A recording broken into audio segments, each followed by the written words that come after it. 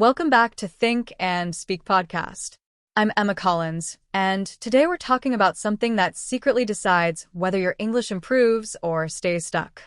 That's right, Emma.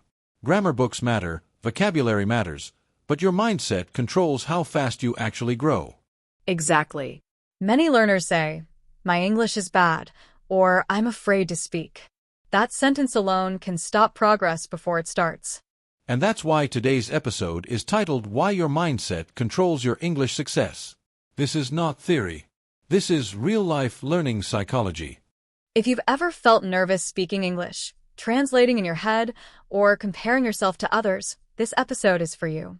We'll break down how thoughts affect fluency, confidence, pronunciation, and even grammar accuracy. Before we begin, don't just watch, be part of the conversation. Like this video if you want better English, and comment below with one sentence about your biggest English challenge. Your comment is practice, and practice builds confidence. Let's begin. Many English learners believe they must speak perfectly before they speak confidently. This belief creates silence, hesitation, and fear of mistakes. From your experience, how does perfectionism affect language learning, and why is it so dangerous for developing real communication skills? Please explain how this mindset influences grammar use, fluency, and natural expression in modern English conversations. Perfectionism is one of the most common mindset barriers in language learning. Linguistically, language is a skill, not a theory-based subject, yet many learners treat English like mathematics. They believe one grammatical error equals failure. This belief activates anxiety, which directly reduces working memory, the mental space we use to form sentences in real time. From a grammar perspective, perfectionism causes learners to over-monitor. For example, instead of saying, "Yesterday I go to the meeting," they stop, think about verb tense rules, second-guess themselves, and finally say nothing. This interrupts fluency, which is the ability to speak smoothly without excessive pauses. In applied linguistics, this is called form-focused overload. Modern English communication values clarity over accuracy. Native speakers constantly break grammar rules in casual speech. Contractions, sentence fragments, ellipsis, and informal structures like "sounds good" or "gotta run." When learners expect textbook-level perfection, they block exposure to authentic usage. Perfectionism also damages interlanguage development, the natural stage where learners mix correct and incorrect forms while progressing. Mistakes are not signs of failure, they are data. For example, confusing present perfect and past simple shows that the learner understands time reference but hasn't refined usage yet. A healthier mindset is progress-focused thinking. Instead of saying, "My English is wrong," learners should say, "My English is developing." This shift lowers affective filters, increases output, and improves pronunciation through repetition. Confidence grows not from correctness, but from successful communication. Some learners study English for years but feel they never improve, even though they know grammar rules and vocabulary lists. How does a fixed mindset create this feeling of stagnation, and what mental shifts are necessary to turn passive knowledge into active speaking ability in real-life English situations? A fixed mindset tells learners, "My level is my limit." This belief freezes progress because it changes how the brain reacts to difficulty. Instead of seeing confusion as a learning signal, the learner sees it as proof of incapability. In cognitive science, this reduces neuroplastic engagement, meaning the brain stops adapting efficiently. Passive knowledge, knowing grammar rules without using them, is extremely common. A learner may understand conditional sentences, modal verbs, or phrasal verbs, yet fail to produce them spontaneously. Why? Because knowledge stored declaratively must be converted into procedural memory through use. For example, knowing the rule "use" would have "for unreal past situations" is passive. Saying, "If I had known, I would have acted differently," in conversation is active. The mindset shift required here is from accuracy-first learning to usage-first learning. Modern English learning emphasizes output-based practice, speaking before feeling ready, writing without translating, and accepting temporary errors. Phrases like, "I'm not ready yet," should be replaced with, "I'll improve by trying." This reframing activates growth-oriented behavior. Another key shift is redefining failure. In communicative language teaching, failure is silence, not mistakes. Every spoken sentence, even incorrect, builds automaticity, rhythm, and pragmatic awareness. When learners adopt a growth mindset, English stops being a test and becomes a tool. That mental change is what transforms knowledge into fluency. Many English learners feel anxious when speaking, especially with native speakers or in professional environments. This anxiety often causes blank minds, forgotten vocabulary, and unnatural pauses. From a mindset perspective, why does speaking anxiety happen, and how can learners mentally retrain themselves to stay calm, fluent, and confident while using English in real conversations? Speaking anxiety happens because the brain misinterprets communication as a performance instead of interaction. When learners think, "I am being judged," the brain activates a stress response. This response limits access to vocabulary and grammar structures stored in long-term memory. Linguistically, this is why learners say, "I know this word, but I forgot it." Anxiety affects speech fluency, defined as the ability to maintain continuous speech without excessive hesitation.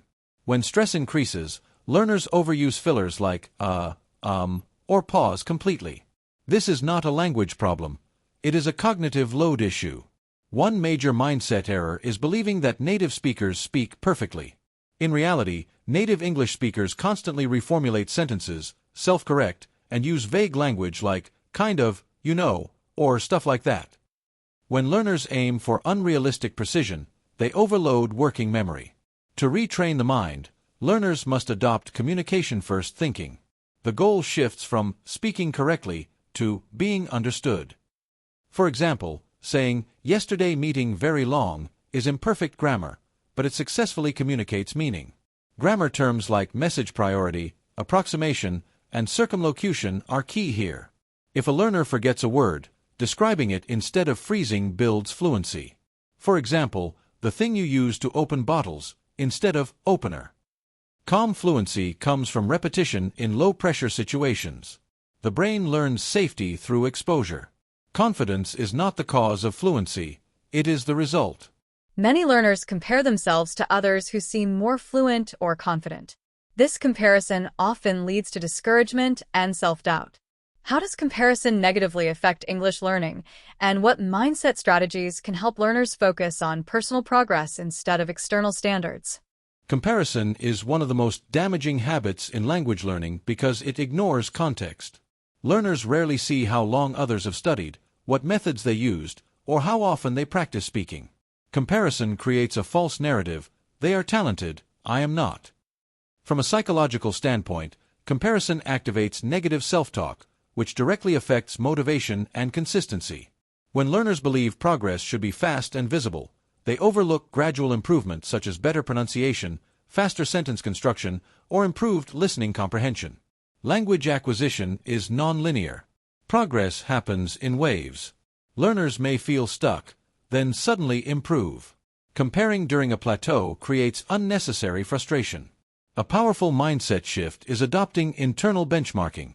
Instead of asking, "Am I better than others?" learners should ask, "Am I better than last month?" This reframes success as continuity, not competition. Grammar improvement often happens quietly. For example, learners begin to naturally use collocations like "make a decision" instead of "do a decision" without conscious effort. These micro-improvements matter. Using learning journals, voice recordings, or weekly summaries helps learners track personal growth. When progress becomes visible, motivation stabilizes. English fluency is personal. The only meaningful comparison is between who you were and who you are becoming. Some learners say they are afraid of making mistakes because mistakes feel embarrassing or permanent.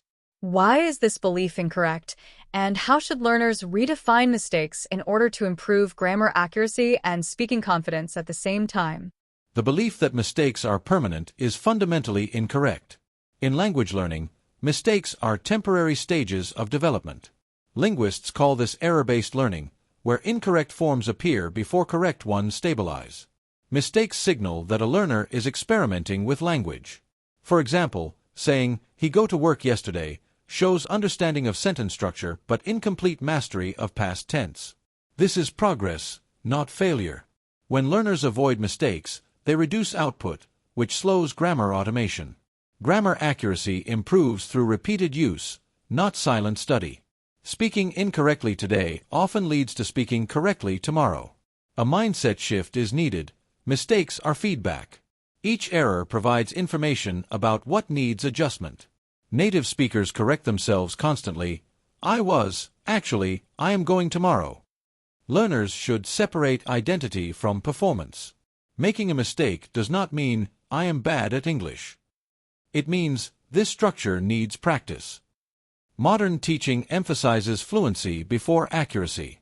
Accuracy naturally improves as fluency increases. Confidence grows when learners realize that communication survives mistakes. Mistakes are not enemies. They are instructors. Motivation often starts strong but fades over time. Learners lose consistency and eventually stop practicing. How does mindset influence long-term motivation in English learning, and what mental habits help learners stay engaged even when progress feels slow? Motivation fails when learners rely on emotion instead of systems.